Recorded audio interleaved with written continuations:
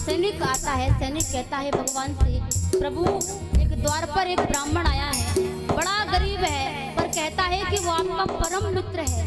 और जैसे ही सैनिक ने नाम लिया सुदामा, तो भगवान बैठे हुए थे, दौड़ते हैं और भगवान कहते हैं, सुनते ही दौड़े चले आए मोहन, सुनते ही दौड़े चले आए मोहन, लगाया गले से सुदामा को मोहन हो, लगाया गले से सुदामा को मोहन।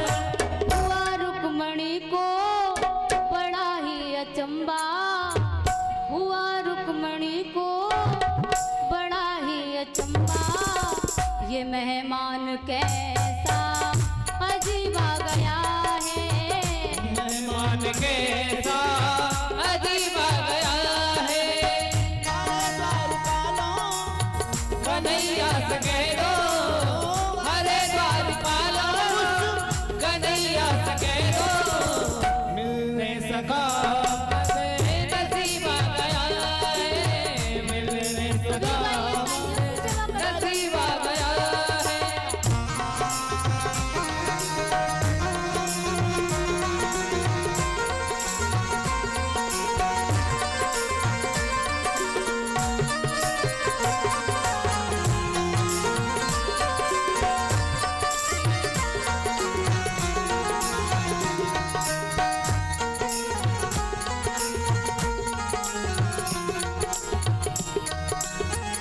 बराबर से अपने सुदामा बिठाए, बराबर में अपने सुदामा बिठाए, चरण आंसुओं से श्याम ने धुलाए, चरणी आंसुओं से श्याम ने धुलाए। न घबराओ प्यारे जरा तुम सुदामा, न घबराओ प्यारे जरा तुम सुदामा, खुशी का समा तेरे करीब आ गया है, खुशी का समा मेरे करीब आ गया है।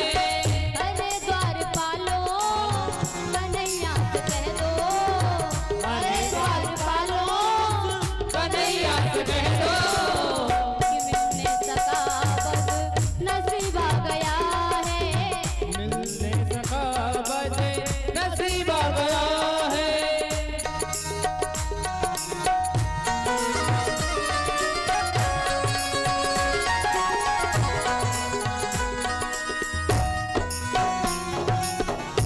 बोलिए भक्त वत्सल भगवान की जय, बोलिए भागवत महापुराण की जय। जैसे ही सैनिक आया, भगवान श्री कृष्ण से कहता है कि प्रभु आपसे मिलने के लिए एक ब्राह्मण आया है, बड़ा गरीब है, धोती फटी है, दुपट्टा भी फटा सा है और बूढ़ा सा है, उसकी आंखें बड़ी अंदर घुसी हुई है और पाँव में कहीं छाले पड़ गए, पता नहीं वो कहाँ से आ रहा है। भगवान ने कहा उसका नाम क्या है?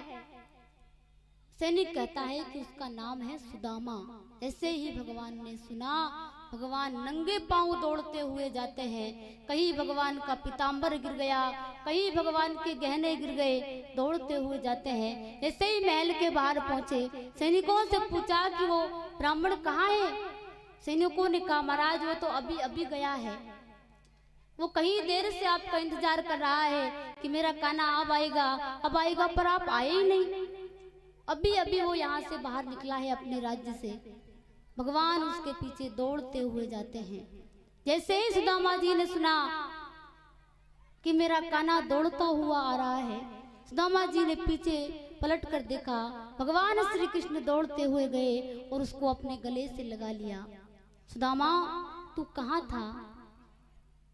सुदामा जी कहते हैं प्रभु मुझे नहीं पता था कि आप मेरे से मिलने आएंगे। मैंने सोचा कि अब तो आप बहुत बड़े हो गए हैं, द्वारिका के राजा हैं, पता नहीं मुझसे मिलने आएंगे कि नहीं, इसलिए भगवान में फिर से जा रहा था। भगवान श्री कृष्ण कहते सुदामा तूने ये कैसे सोच लिया कि मैं तुमसे मिलने नहीं आऊंगा? भगवान श्री कृष्ण बड़े आदर सत्कार के साथ सुदामा जी को राज्य में लाते हैं। राजमहल में लाकर सुंदर स्नान करवाया। स्नान करवाने के बाद भगवान ने अपने बराबर पर सुदामा जी को बैठाया और जब उनके चरणों को देखा महाराज, भगवान की अश्रुधारा बहने लगी। रुक्मणी जी से कहते हैं कि जाओ रुक्मणी, जल भर कर लाओ, मैं आज सुदामा के चरणों को धोऊंगा। जैसे ही भगवान ने उनके चरणों को धोया, भगवान की आंखों से अश्रुधारा बह रही है। भगवान कहते हैं सुदामा, तूने कितना कष्ट सहा है, यहाँ पर आने के लिए कितने कांटे लग गए, लहू लुहान तेरे पांव हो गए, इतना दुख तूने क्यों सहा है। और भगवान का जल धरा का धरा रह गया। प्रभु ने सुदामा जी के पैर अपने आंसुओं से धोए, चरण आंसुओं से शाम ने धुलाए। भगवान ने अपने आंसुओं से चरणों को धोआ और स्वयं अपने दुपट्टे से भगवान ने, श्री कृष्ण ने सुदामा जी के चरणों को पोंछा। अब भगवान कहते हैं, सुदामा जी मेरी सभी रानियों को आशीर्वाद दो। आप कहते हैं ठीक है कान्हा, कौन सी रानियां हैं उनको बुला दो। सबसे पहले महाराज रुक्मणी जी आती हैं। उनने कहा सौभाग्यवती भव। जामंती आती है सौभाग्यवती भव, सत्यभामा आती है सौभाग्यवती भव, कालिंदी आती है सौभाग्यवती भव। सुदामा जी कहते हैं कान्हा सब तेरी ही रानियां हैं। कान्हा कहता है हाँ हाँ अभी तो और है। आशीर्वाद देते सुदामा जी के हाथ थक गए। सुदामा जी कहते हैं कान्हा सबके बदले का आशीर्वाद तू ही ले ले, पता नहीं कि तेरी है या पूरे गांव की तू खुद ले आया है। कान्हा कहता है सुदामा जी ये सब रानियां मेरी हैं। भगवान श्री कृष्ण सुदामा जी को अपने कक्ष में लेकर जाते हैं। जब अपने कक्ष में लेकर जाते हैं महाराज, सुदामा जी को बड़ा सुंदर बैठाया। भगवान श्री कृष्ण कहते हैं सुदामा तेरी शादी हो गई क्या। सुदामा कहता है हाँ कन्हैया, मेरे 4 बच्चे हैं, मेरे 4 बालक हैं। भगवान श्री कृष्ण कहते हैं तूने अपनी शादी में नहीं बुलाया। सुदामा कहता है मैंने तो एक शादी करी, तूने तो 16,108 विवाह किए, तूने बुलाया। एक में नहीं बुलाया तो नहीं बुलाया, पर तूने तो 16,108 विवाह किए थे, करा तू तो मुझे बुलाता। भगवान कहते हैं सुदामा मेरा एक भी विवाह सही से नहीं हुआ है। रुक्मणी जी को हरण करके लाया हूँ, जामंत जी को जब स्मंतक मणि लेकर आया, जामंती को सत्यभामा को जब लेकर आया हूँ, और एक भौमासुर नाम का राक्षस था उसे मारकर मैंने 16,100 कन्याओं से विवाह किया। मेरा विवाह एक भी ठीक से नहीं हुआ है, सब जल्दी में हुए हैं।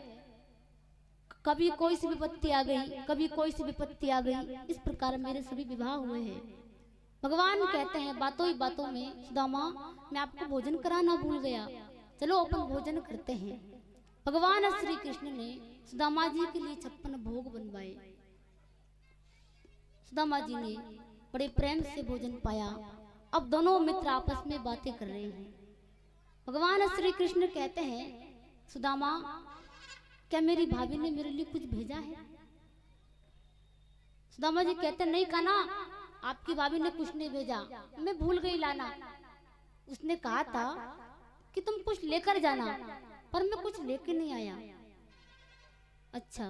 श्री कृष्ण कहते हैं तुम्हारे बालक कितने बड़े हैं। सुदामा जी कहते हैं एक तो 2 वर्ष का है, एक 3 वर्ष का है। जैसे ही ऊपर हाथ किया तो कांख से पोटली नीचे गिर गई। भगवान श्री कृष्ण ने फौरन पोटली को उठा लिया, पोटली को उठाया, पोटली को खोला महाराज, और प्रभु ने आज सुदामा जी के प्रेम के दिए हुए उन चावलों को खाया। एक मुट्ठी चावल ने प्रभु ने पूरा पृथ्वी लोक दान में दे दिया। दूसरी मुट्ठी चावल में प्रभु ने पूरा स्वर्ग सतलोक तपलोक सब दान कर दिया। जब तीसरी मुट्ठी खाने लगे तो रुक्मणी ने हाथ पकड़ लिया कि प्रभु आप कैसे पति हैं, हमारी तो सोचिए 2 मुट्ठी में आपने 2 लोग दान में कर दिए, अब तीसरी मुट्ठी में अपना भी वैकुंठ दान करना चाहते हो। ऐसा दानी क्या सिर्फ मेरा ही पति है और नहीं है कोई। कहा प्रभु ज्यादा खाओगे सर्दी हो जाएगी, ये अब हम खाएंगे। सभी रानियों ने आपस में चावलों को बांटा और सभी ने खाया। अब महाराज सुदामा जी कहते हैं कि कन्हैया मुझे 2-3 दिन हो गए हैं, अब मुझे जाना चाहिए यहाँ से। कन्हैया कहता है नहीं नहीं आप आज और रुको, कल चले जाना। सुदामा जी एक दिन और रुक गए, फिर कहा कि अब जाऊं? भगवान कहते हैं अब जाओ। सुदामा जी सोचते हैं कि आज तो कुछ ना कुछ कान्हा मुझे देगा कि ले ये भेंट स्वरूप लेकर चला जा, पर कान्हा ने उन्हें कुछ नहीं दिया। हमारे बीच में परम साध्वी दीदी रेखा दीदी पधारी है, उनका सभी करतल ध्वनि से अभिवादन करें। बोलिए भक्तवत्सल भगवान की जय। भगवान श्री कृष्ण ने सुदामा जी को जाने के लिए कह दिया। इधर सुदामा जी जब जाने लगे तो भगवान श्री कृष्ण कहते हैं, किसी सुदामा जो ये धोती पहनी है ये और निकाल जा। जाओ रुक्मणी, वो सुदामा जी धोती पहन के लाए थे वो धोती लेकर आओ। रुक्मणी वो धोती लेकर आती है। सुदामा कहते हैं राम राम, मैं सोच रहा था कि बहुत सारा धन देगा, जो धोती है वही निकला ली, जो गहने पहने थे वो सब उतरा लिए, जो रुद्राक्ष की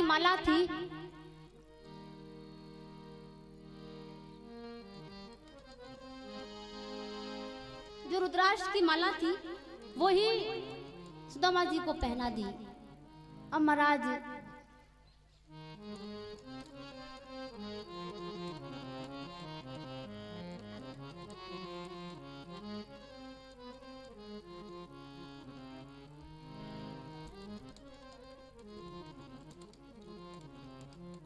सुदामा जी को वो माला भी उतरा ली, सुदामा जी को विदा करते हैं। इधर सुदामा जी चलते जा रहे हैं, इधर भगवान श्री कृष्ण ने विश्वकर्मा जी को बुलाया, आदेश दिया कि जाओ जहाँ पर सुदामा जी की झोपड़ी है वहाँ पर दूसरी द्वारिका जैसा महल खड़ा कर दो।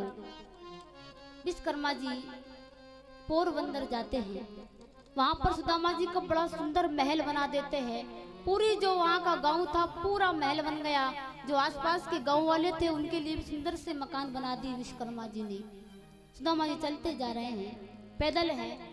जाते जाते भगवान श्री कृष्ण एक गाड़ी लेकर और एक साधारण मनुष्य का वेश धारण करके भगवान श्री कृष्ण सुदामा जी के पीछे पीछे जाते हैं। भगवान श्री कृष्ण कहते हैं, अरे राहगीर आप कहाँ जाओगे, आ जाओ मेरी गाड़ी में बैठ जाओ। सुदामा जी कहते हैं, नहीं नहीं भाई मैं चला जाऊंगा, आप अपना काम करो। अरे नहीं नहीं बैठ जाओ, आपका सामान लाओ कहाँ है। सुदामा जी कहते हैं, मेरे पास कोई सामान नहीं है। वो राहगीर कहता है कि तुम तुम्हारे मित्र से मिलने गए थे द्वारिकाधीश से, वो इतने बड़े राजा हैं, सोचा मैंने कि बहुत सारा धन दिया होगा तो आप उस धन को लेकर आ रहे होंगे। सुदामा जी कहते हैं, नहीं भाई मैं उनसे कुछ मांगने नहीं गया था, मैं अपने परम मित्र से मिलने के लिए गया था। और भगवान श्री कृष्ण ने कहा, अरे राम राम कैसा मित्र है, एक मित्र दूसरे की सहायता करता है। आप इतने गरीब हो, वो इतने अमीर हैं, थोड़ा कुछ दे दे तो क्या बिगड़ता है उनका। सुदामा जी कहता है, ए रायगीर अगर तेरी गाड़ी में बिठाना हो तो बिठा, नहीं बिठाना हो तो मत बिठा, पर मेरे द्वारिकाधीश की तू बुराई नहीं करेगा। ये होता है महाराज एक सच्चे मित्र का भाव। सुदामा जी कहते हैं कि मेरे मित्र की अगर बुराई करे तेरी गाड़ी में नहीं बैठूंगा। द्वारिकाधीश बड़े प्रसन्न हो रहे हैं, ये है मित्र मेरा। चाहे सुदामा जी रास्ते भर गालियां देते आ रहे थे कि कैसा मित्र है, मेरे को कुछ नहीं दिया, धोती थी वो भी ले ली। भगवान श्री कृष्ण सुदामा जी को पोरबंदर छोड़ते हैं। जब वहां जाकर देखा तो बड़ा सा महल बना हुआ है महाराज। सुदामा जी कहते हैं कि मैं कोई गलत एड्रेस पर आ गया, यहाँ मेरा छोटी सी कुटिया थी, वो कुटिया कहाँ गई। सुदामा जी वापस पलटने लगे तो उनके गांव के एक व्यक्ति ने पूछा, अरे अरे सुदामा जी कहाँ जा रहे हो, ये आप ही का महल है। सुदामा जी कहते हैं, ये मेरा महल है, मेरी तो छोटी सी कुटिया थी, मेरी धर्म पत्नी कहाँ है, मेरे चारों बच्चे कहाँ हैं। सुशीला बड़ी सुंदर साड़ी पहनकर आरती की थाली लेकर सुदामा जी की आरती करने के लिए आती है। सुदामा जी कहते हैं कि रानी ये कैसे हो गया। सुशीला कहती है, प्रभु ये सब द्वारिकाधीश की कृपा है, उनने ही विश्वकर्मा जी को भेजा, समस्त धन्य धान का भंडार भर गए और सुंदर सा महल बना गए। सुदामा जी ने कोटि कोटि धन्यवाद किया प्रभु को। और सुदामा जी महल में नहीं रहे, छोटी सी कुटिया बनाई, उस कुटिया में ही जीवन अपना भगवान के नाम लेते लेते जीवन बिता दिया। सुखदेव जी कहते हैं, परीक्षित ऐसे परम परम मित्र हुए हैं द्वारिकाधीश के सुदामा जी महाराज। कथा आगे की ओर अग्रसित होती है। महाराज, जब भगवान श्री कृष्ण ने भौमासुर का उद्धार किया था,